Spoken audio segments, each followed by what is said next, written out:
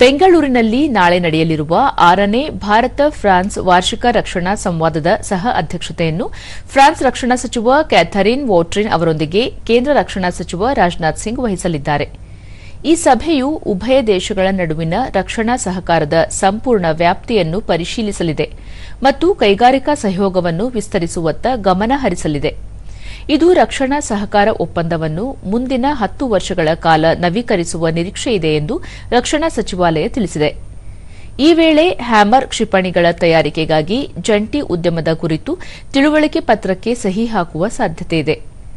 ಭಾರತೀಯ ಸೇನೆ ಮತ್ತು ಫ್ರಾನ್ಸ್ ಭೂಸೇನೆಗಳಲ್ಲಿ ಅಧಿಕಾರಿಗಳ ಪರಸ್ಪರ ನಿಯೋಜನೆಯ ಬಗ್ಗೆ ಘೋಷಣೆ ಹೊರಬೀಳುವ ನಿರೀಕ್ಷೆಯಿದೆ ಎಂದು ಸಚಿವಾಲಯ ತಿಳಿಸಿದೆ. ಇದೇ ವೇಳೆ ಕರ್ನಾಟಕದ ವೇಮಗಲ್ನಲ್ಲಿ ಟಾಟಾ ಏರ್ಬಸ್ನ H-125 ಲಘು ಹೆಲಿಕಾಪ್ಟರ್ ಅನ್ನು ಪ್ರಧಾನಿ ನರೇಂದ್ರ ಮೋದಿ ಮತ್ತು ಫ್ರಾನ್ಸ್ ಅಧ್ಯಕ್ಷ ಎಮ್ಯಾನ್ಯುಯಲ್ ಮ್ಯಾಕ್ರಾನ್ ವರ್ಚುವಲ್ ಮೂಲಕ ಉದ್ಘಾಟಿಸಲಿದ್ದಾರೆ.